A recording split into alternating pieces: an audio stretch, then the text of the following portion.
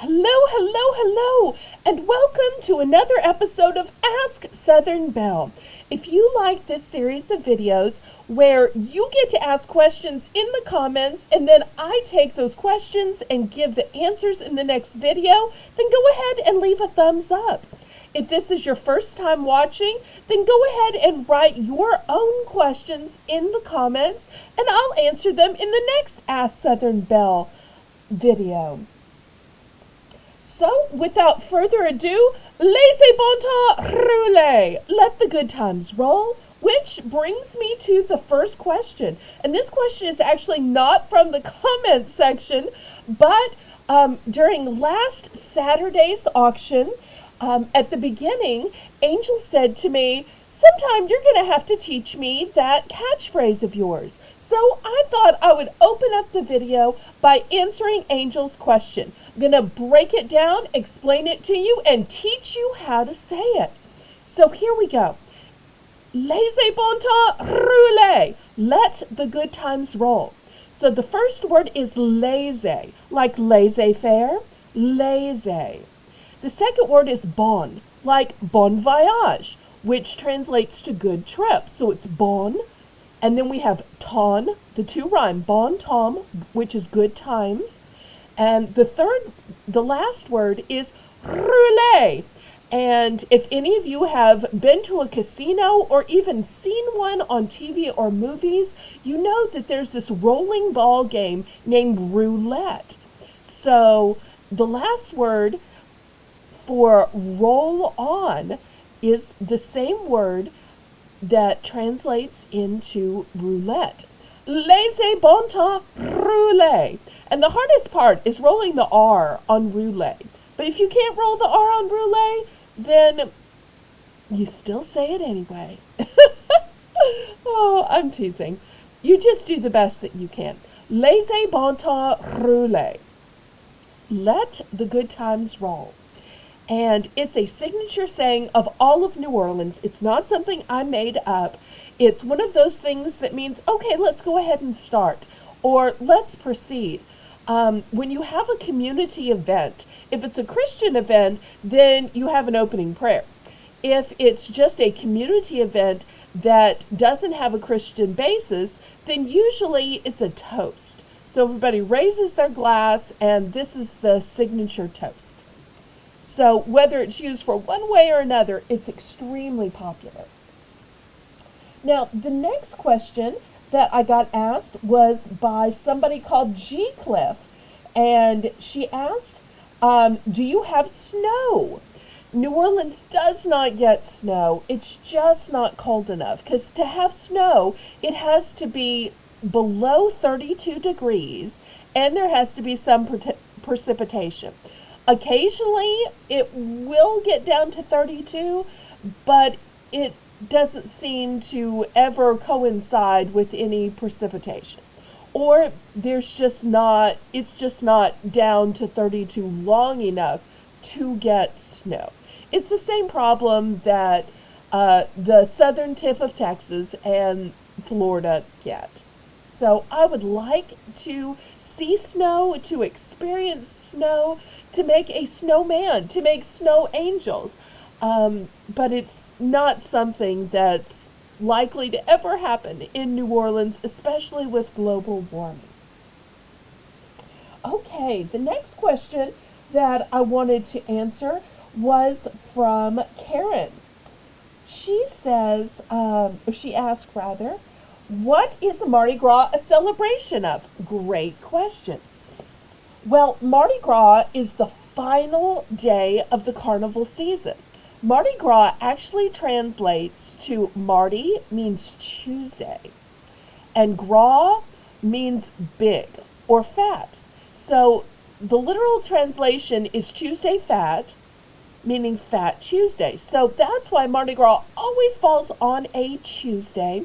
And for those who are Catholic, the very next day is Ash Wednesday, which is the beginning of the Lenten season. The carnival season starts on 12th night, and you're saying 12th night after what? After Christmas. So that's why 12th night is always going to fall on January 6th, And Mardi Gras is 40 days before Easter. So Mardi Gras will fall on a different date every year, but it's always going to be on a Tuesday because, once again, Mardi Gras means Tuesday Fat or Fat Tuesday. Something else to keep in mind is it's similar to Christmas. Sometimes people will try to make Christmas sound like it's a season. Oh, the season of Christmas. But Christmas is not a season. It's the Advent season that ends with Christmas Day, or those who are non-Christians will say it's the Yuletide season that ends in Christmas Day. Same way with Mardi Gras and Carnival. It's not the Mardi Gras season. No, no, no. It is the Carnival season that begins on Twelfth Night and ends on Mardi Gras. Great question. And the last question that I'm going to answer in this video, but go ahead and write your questions for the very next Ask Southern Belle, is Maria Garcia asks about the kinds of food that we have here. Well, of course we have Southern food, but every state in the South has Southern food, whether it's Mississippi, Alabama, Georgia, Florida, the Carolinas, Tennessee, Kentucky, and so forth. So there's no surprises there. But in addition to all the standard Southern foods, we also have Cajun foods and Creole foods.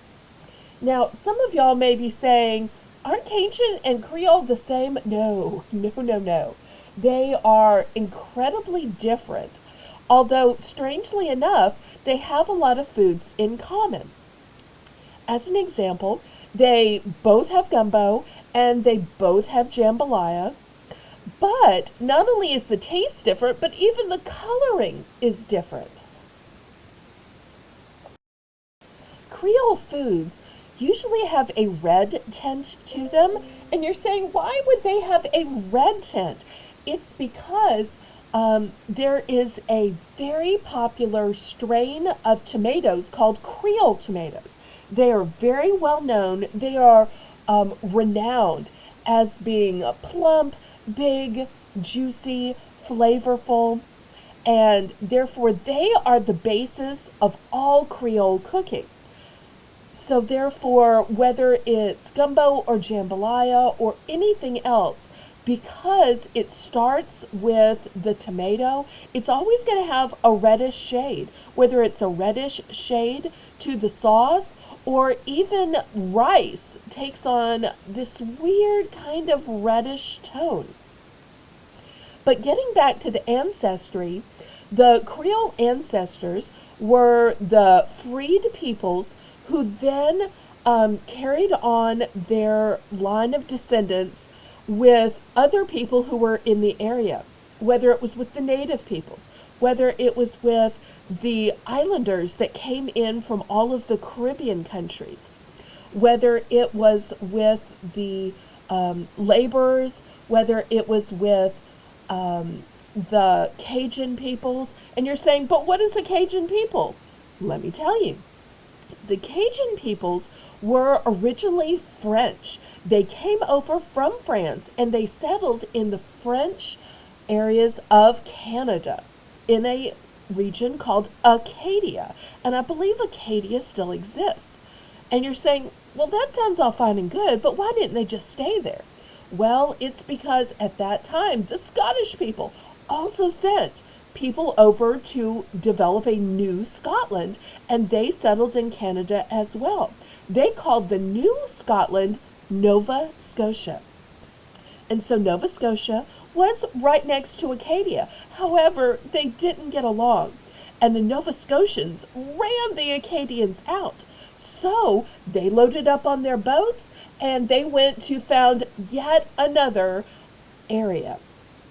They went around Canada, went down past the New England area, past the Carolinas, past Florida, and eventually settled in the southwestern area of Louisiana, which is still called the Acadiana region and stretches from Lafayette to Lake Charles, Louisiana. And you're saying, wait, if that's the southwestern area and you're in New Orleans, which is the southeastern area, are you telling me they slowly migrated? And I am saying some of the people migrated. The majority are still in the southwestern area of Louisiana. But like all places, some people migrated over here because New Orleans was now and back then the biggest town because it's on the Mississippi River. So therefore there was access to the Gulf of Mexico. The Gulf of Mexico led to the Mississippi River, which is how and why New Orleans was founded. And thus is how New Orleans got a French ancestry.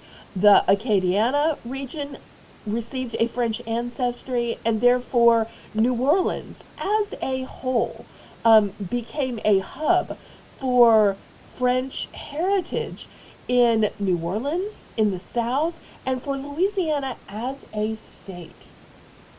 So when you're looking at a gumbo or a jambalaya and you're trying to decide, wait, is this made in the Creole way or is this made in the Cajun way?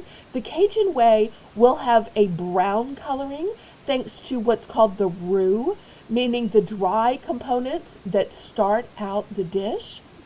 The Creole foods will have a red element thanks to those plump, juicy Creole tomatoes that the freed peoples were so great at growing.